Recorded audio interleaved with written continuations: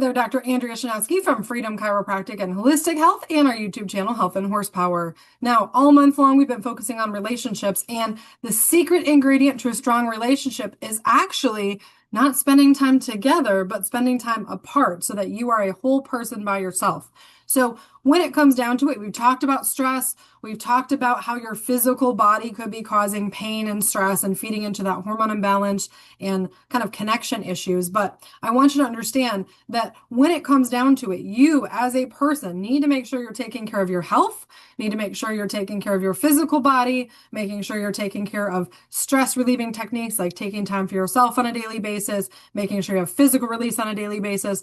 But you also need to have the things that bring you joy, the hobbies that you've had, and make sure that you have a life outside of your role per se. So say, for example, me as a mother.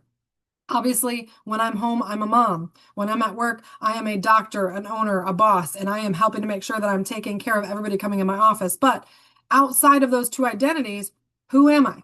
Now, a lot of women tend to, and a lot of men as well, tend to go through kind of an identity crisis as we go through our lives. So you have stages of your life. So when you are young, you're trying to figure out who you are, what you like, how you fit in, how you talk to your friends, who are the people that deserve spots in your life. As you become a younger adult, you start to figure out what you want to do with your life, what things you want to pursue, how you want to make a living, and again, the people that are going to be in your life during that time period.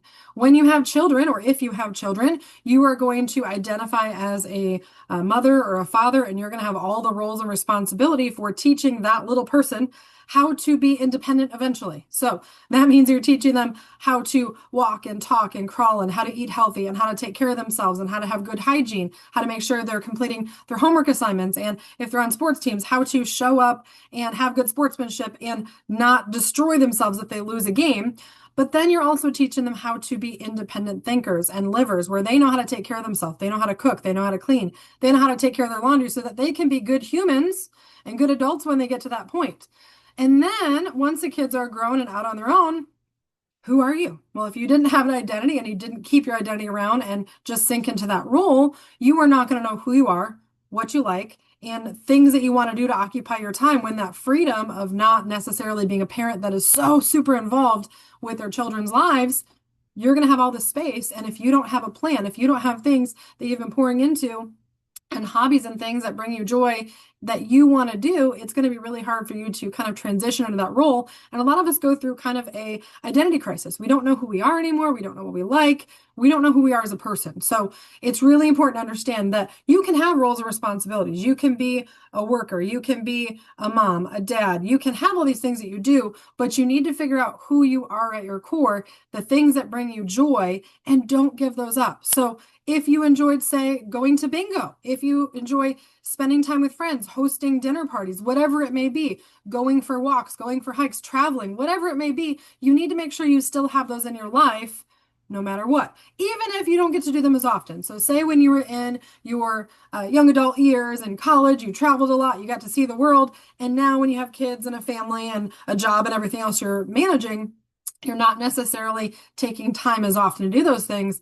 Well, you still want to take some time. You don't necessarily want to completely cut that off and do nothing but be a mom and a boss and have nothing outside of that. You want to be able to actually spend time with your friends, with your families, do some hobbies, go for walks, travel every once in a while. Because if you lose sight of what makes you you, what makes you happy, what brings you joy in your life, you're not going to really know who you are when your life situation changes, when your roles change. So it's really important to make sure that you are pouring into yourself. So it's not selfish to take time to get your nails done. It's not selfish to go out to dinner with your friends or family. It's not selfish to travel on a weekend to go somewhere you wanted to go, whether it's by yourself or with your partner or a friend or a family member.